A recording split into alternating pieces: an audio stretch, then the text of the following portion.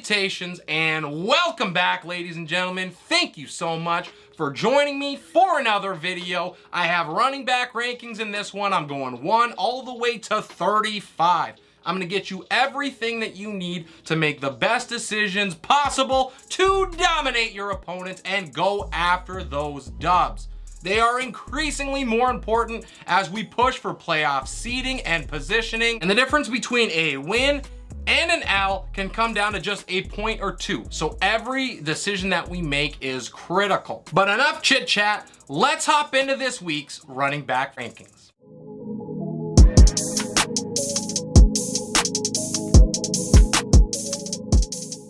At the top of the mountain, numero uno is Saquon Barkley against Jacksonville. This guy has been doing it all. He has 77 touches over the last 3 games. He has the entire offense for the Giants. The Jags allow the 3rd fewest yards per carry.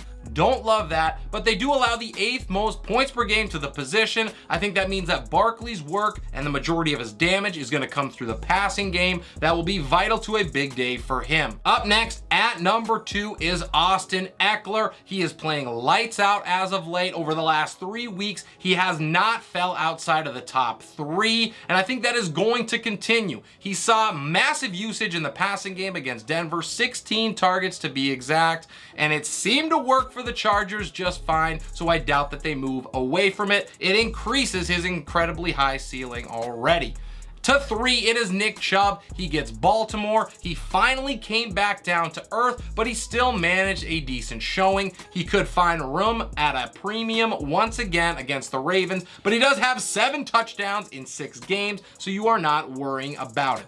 To number 4, it is Derrick Henry against the Colts. He was the overall RB7 in week 4 when these two teams faced off, and he's been on a hot streak in his last 3. He's racked up 442 total yards and 4 touchdowns in that time. He is rolling, and once he is going, he is really hard to stop. Next man up is Jonathan Taylor, who is likely back from a 2-week absence. And even though he has struggled a bit, even when he has been healthy, I am rolling him out with confidence if he is active. If you are able to buy low on him right now, go ahead and do it. Alvin Kamara is up next at number 6. He has back-to-back finishes in the top 10, and that's been with the offense falling apart around him. Now, he should finally get some help this week with at minimum Chris Olave coming back. Leonard Fournette is my next dude. He has been dominating through the air, racking up 35 yards or more in 4 straight contests. This has the feeling, just got a feeling, that it is a get-right game for the Bucks, and Fournette is going to play a key role in it. Christian McCaffrey is my 8th ranked guy. He was able to record that extremely elusive top 5 finish for the first time this season while racking up 158 total yards against the Rams. It's not going to be easy against Tampa, never really is, but CMC will find a way. At number 9 is Rhamondre Stevenson. He did exactly what we thought he would last week, and it's going to be more of the same against a Bears team that allows 4.8 yards per carry and a tutty and a half per game on the ground. Joe Mixon gets the Falcons this week. They have been really stingy to back so far, and Mixon's efficiency has not been all roses either, but the offensive line may have finally turned it around. We've been waiting on it all year, and after just 12 touches in week 6, I think he's got a massive workload in store for him here. Josh Jacobs returns fresh off of a bye, and prior to going on it, he had back-to-back finishes in the top 3. I think he has RB1 overall potential against the Texans. Houston allows nearly 28 points a game to the position. That is most in the NFL. The last RB1 that I have in week number 7 is Breece Hall, and at this point, maybe the Broncos' ferocious front can slow him down, but there is no stopping the Breece Hall train once it has left the station. The rookie has 213 rushing yards, 105 receiving yards, and 2 tutties in his last 2 games. Dameon Pierce is my lucky number 13. He gets the Raiders. They've been really stingy against the run thus far, allowing the 5th fewest yards per attempt, but they do surrender a touchdown a game, and Pierce is the only show in town. DeAndre Swift is up next at number 14. It is worrisome for owners to not know what his workload is going to look like, but Swifty has been incredibly efficient with whatever looks he actually gets. So if he's active active, he is in your lineups. At 15, I have Aaron Jones against Washington. I am down on Jones a little bit because the Packers offense looks like a train wreck right now, and he has not finished inside the top 30 in 2 weeks.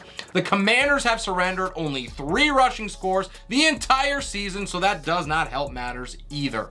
Kenneth Walker is up next. The Chargers looked better on the ground on Monday night, but they still allowed the 4th most points per game to backs. And with Walker on fire right now, it is a recipe for a big day for him, but that is only if the Seahawks can keep it close. To 17, it is Jeff Wilson Jr. He had a running back 67 finish last week. Pretty sure that is not what owners were hoping for, but the floor is not going to be good when San Francisco is put outside of their element. There is risk for that same thing, I think, to happen in this game, but the upside of a top 5 matchup, which Kansas City is too juicy to pass up at this ranking. At number 18, I have Najee Harris. He gets Miami, and if I can snag a more stable running back 2 for him, I might seriously consider pulling the trigger and getting rid of him, but I can't blame you for holding him now that he's given you a little bit of hope. The Dolphins do give up nearly 22 points a game to backs, which is bottom 10 in the NFL.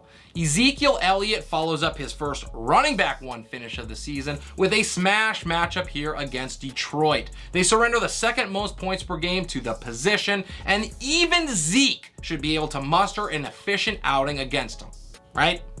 Maybe. To 20, and rounding it out is David Montgomery against New England. There are warning signs all over the place here for Monty. The Patriots just bottled up Nick Chubb. They've allowed just 2 rushing scores on the season, and they're playing in Foxborough. If you're looking for a silver lining, the Patriots are allowing 4.7 yards per carry on the year. At 21 is Clyde Edwards-Helaire. He saw 19 carries in week 4. Things looked great for owners, and he scored twice in that game as well.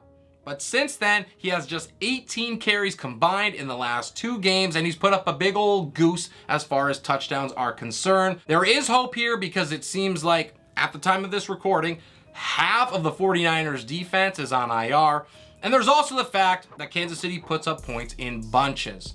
Travis Etienne is my next guy. I had him last week as the better running back start for the Jags. That seemed to work out, and it should be that way from here on out. He's got back-to-back finishes at this ranking or better, and he's done that on a total of just 25 touches. If Jacksonville starts to feed him, his value could skyrocket.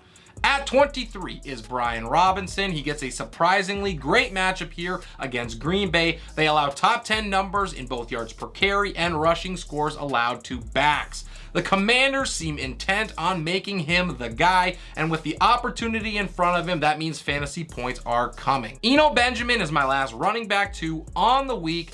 He does have a short week here playing Thursday, and he's dealing with a foot injury. That combination usually does not work out well, so it is going to be a roll of the dice with him if he is active.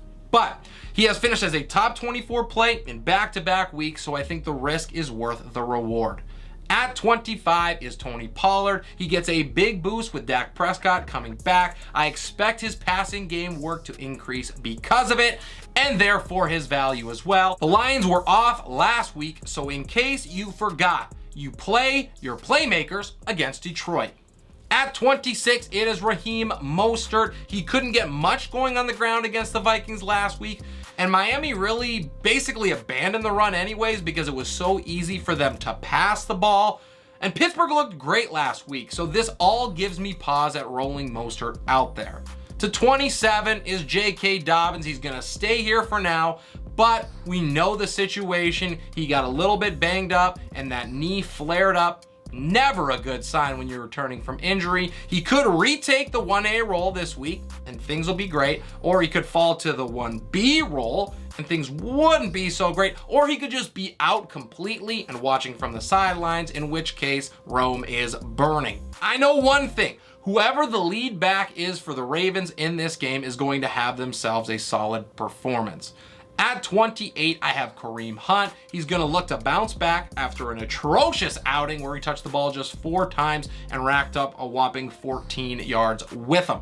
Game script here should not be as bad as it was against New England, so I expect Hunt to be flex worthy. James Robinson may not have found the end of the line, but it does seem to be getting closer, although I do think that he at least hangs in as a 1B all season. J-Rob has not finished inside the top 30 in 3 weeks, and he has just 123 scoreless yards in that time. Up next at 30, it is A.J. Dillon.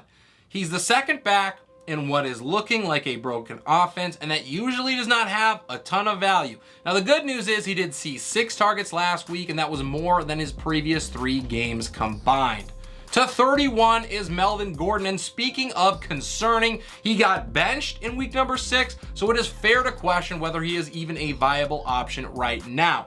We're going to have to keep a close eye on reports, and depending what we hear from those, he may end up outside of my top 35. Rachaad White is up next. He's had 8 opportunities or more in the last 3 weeks, and I can also see a scenario where the Bucs get up big in this game and they give him some more work. By the way, if he happens to be on your waiver wire, there are few cuffs who offer league-winning upside like he does. To 33, it is Tyler Allgeier. It is more or less a split backfield now with Caleb Huntley seeing plenty of work, but I am giving Allgeier the nod by a hair. There is not a ton of upside here, but the floor is decent. Kenyan Drake is up next, and if he is the guy against the Browns, he's going to post a solid encore after lighting up the Giants in week 6. This is a situation we need to keep an eye on. The last running back I'm looking at is Michael Carter. The usage for him has plummeted, but the production has still been all right over the last 2 games, so I will buy him at this ranking. And that is everything I have for the video today. Hope you guys got some useful information that you can use to make better decisions moving forward. Make sure you drop questions or comments down below. I will get back to every single one that I receive. Then you make sure and drop a like on the video. That helps a ton. Subscribing to the channel will get me closer to my goal of 500. That's all I got for you guys. This is Relentless Press. I am your host, Abraham Opass, and we'll see you next time.